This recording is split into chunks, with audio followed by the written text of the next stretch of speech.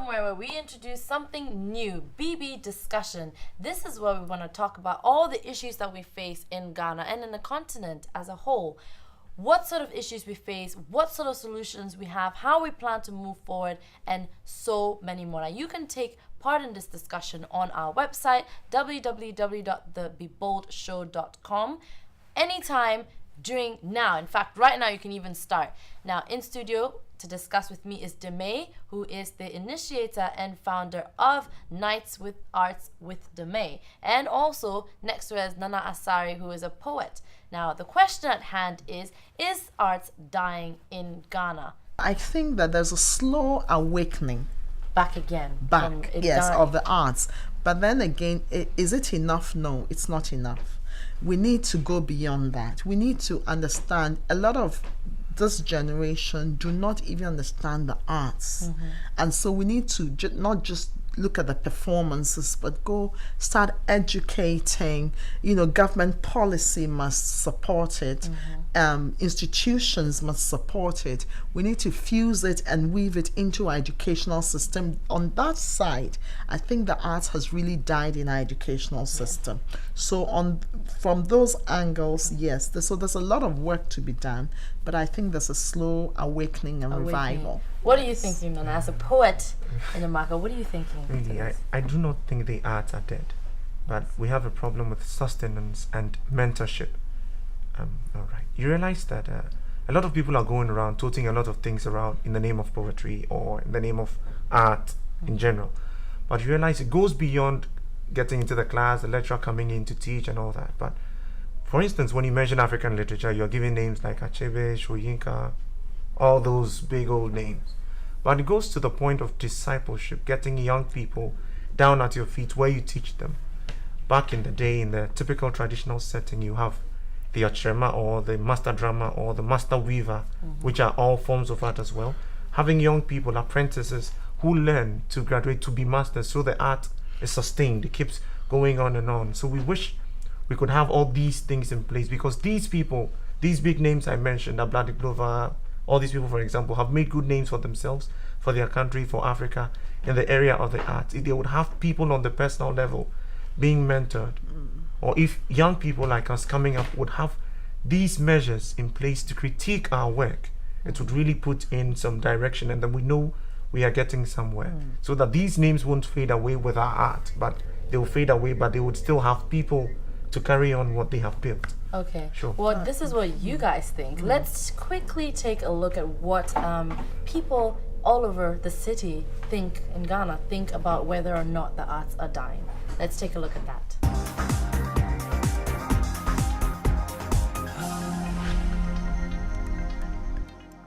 I think art is dying in Ghana because, and even when they are selecting students to pursue an arts program in school, they tend to select students who are a bit dull in other subjects, and then in most cases they normally do not have artistic abilities, so they just select students who are dull in other courses and they just take them to do the art subjects. And I think if they continue doing that, then in fact art is really dying. Because back in the olden days, our parents didn't like it at all, because they thought we Ghanaians couldn't do anything about art. But then now students of today are doing a whole lot of things. They're creating tents, is bringing money to the country. Foreigners are coming back from their country to just see what we Ghanaians have to do. And I'm telling you, you just have to come and see the arts we students are now doing. The arts in Ghana are certainly not dead. I think the major problem is that we don't value what we have. There are so many artists in Ghana. You go to Labadi right now, you go all across the nation, you find artists that are producing works that would be worth millions of dollars, in the United States.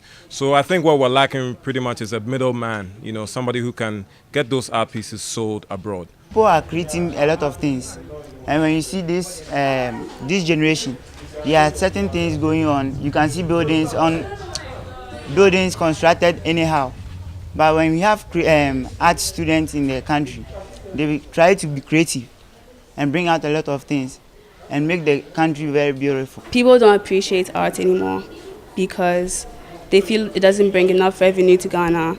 But now the people that are coming, the youth, they're really creative, and if they were to encourage people to do art in school, like as a degree, there would be more artists in Ghana, and people would appreciate more. I don't think so. I just think the only problem is people are not getting enough exposure. But there are different people out there who are good at art. They're just not given the chance to show what they can do.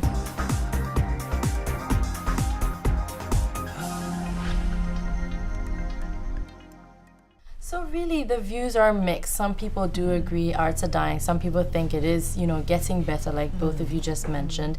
But what about the idea of originality? Copycats, people tend to copy a lot. You see someone starting to do something and then immediately... I think that the problem there is the lack of creativity in being infused in us from a younger age, and that's where our educational system comes in. That we don't we don't teach children confidence. We don't teach children originality. I'll give you just a basic example. One of the girls at home taught my daughter fox, fox, fox, go into the box, which is like a rhyme, a poem. One day I was sitting and my daughter says, "Mommy, mommy, mommy, go into the box." And they were all like, "No, Toby, it's fox." And I said, "Leave her alone." She is rhyming, she is creating her own words to what I think at that point she probably had just come in and she had missed me, so she was trying to create poetry around her feelings, and she does that a lot.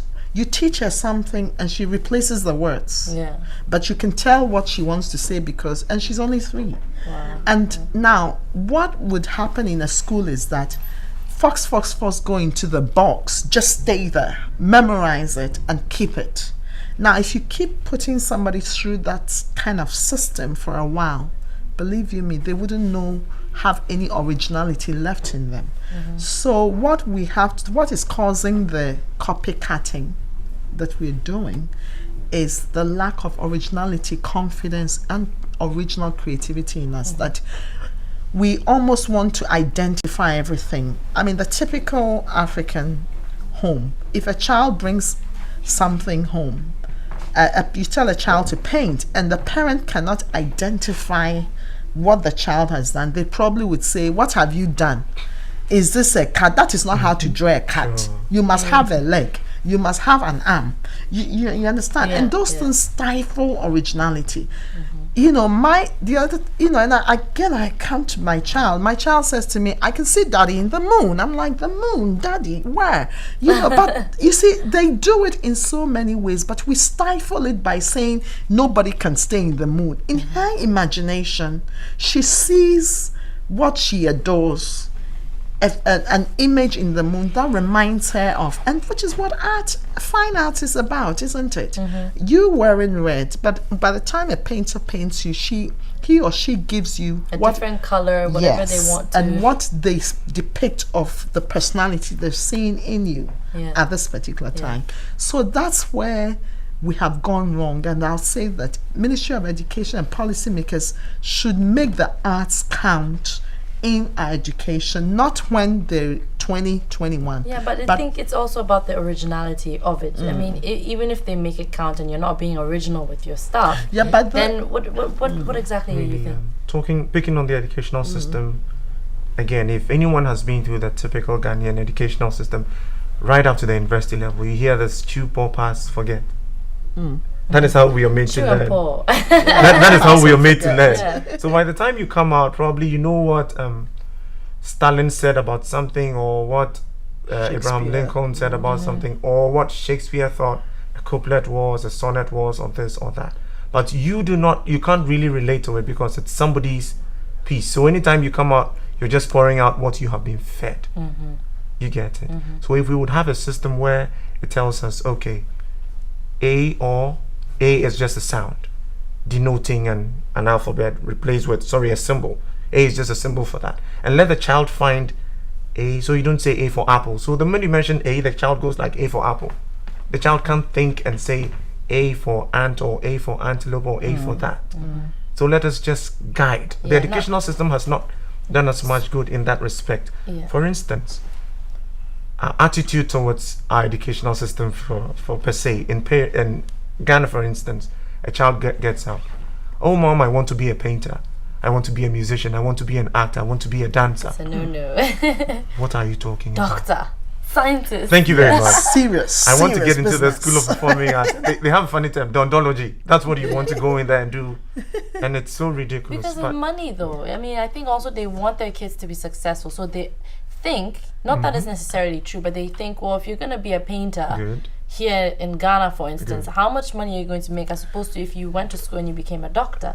You know, so then how then do we reverse the mind, the psychology of the parents? I mean, even me, I'm not gonna lie. I mean, you know, I'd want them to do it as a side thing until they really know that they can jump in and it's gonna take them there. Okay. But you know, the issue that, and I think the whole thing, there's just something that we've just not gotten right in terms of policies and nation building that we've gotten wrong, and that has spiraled into these You things. keep mentioning policies. Yes. What kind yes, of what I policies mean do by you think? policies is that the government has a place in shaping the thinking, the systems that operate in a nation.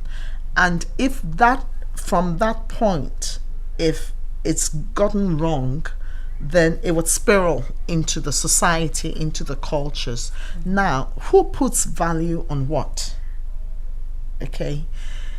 If you are told that the doctor is more valuable than the painter, of course you'd want to be a doctor.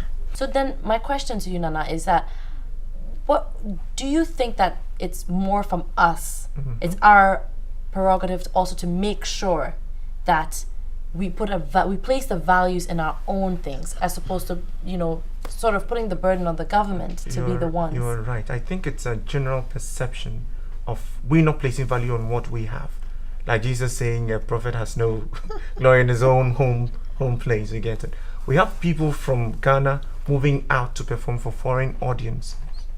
But right here in Ghana, They don't get paid as much. they don't get paid as much. People make things right here in Ghana and they'll put maybe made in China, made in Italy, just to get it bought, because nobody would take it once it's coming from here. But let somebody from outside come down and say, oh, this is good. Everybody troops in to get it because somebody from elsewhere says it is good. So I think we need to change that mentality, that colonial mentality. How do we go about that? I think it's still Because with I us. think we all And have I- the discussions, because this is not the Yeah, first time I'm having yeah, this discussion. yeah. We've all said Yeah. it. We all feel the same way, Yeah. but it still doesn't happen.